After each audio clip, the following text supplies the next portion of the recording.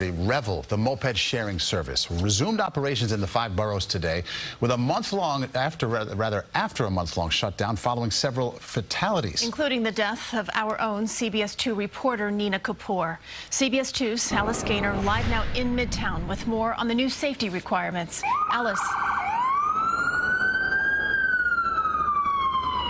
Christine and Maurice, the Department of Transportation has announced what it calls strict new safety protocols. Some say it's an improvement, while others say it doesn't go far enough. During the first 7 months of 2020, there were 330 crashes with injuries on Revel mopeds. That's according to the Department of Transportation, who notes the company's growth over the last year went from 1,000 electric mopeds in Brooklyn and Queens to 3,000, expanding to parts of Manhattan and the Bronx.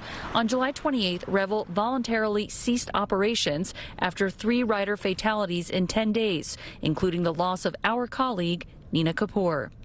Prior to the month-long shutdown, about 2,000 riders had accounts suspended due to lawless behavior. I've seen a couple people turn in lanes where they're not really supposed to be going in. Some was riding the wrong lane. I saw one person fall off one. I didn't notice anybody being unsafe. Being very reckless all the time, no helmets. Now, new protocol being monitored by the city and DOT includes all members completing a 30-question safety training. There will be an increase in access to in-person riding lessons from 112 class slots per week to 1,164.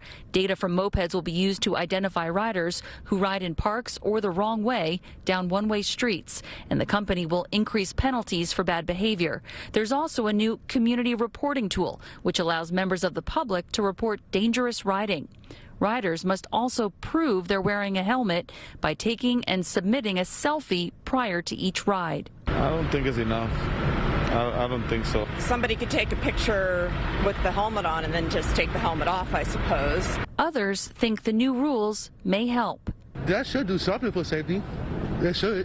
The only way to know for sure is to test it out, see how it works. And separately, the city is now going to pursue a formal rulemaking so that we will have a more formalized, set of regulatory requirements for Revel and for any other shared moped system that wants to come into the city.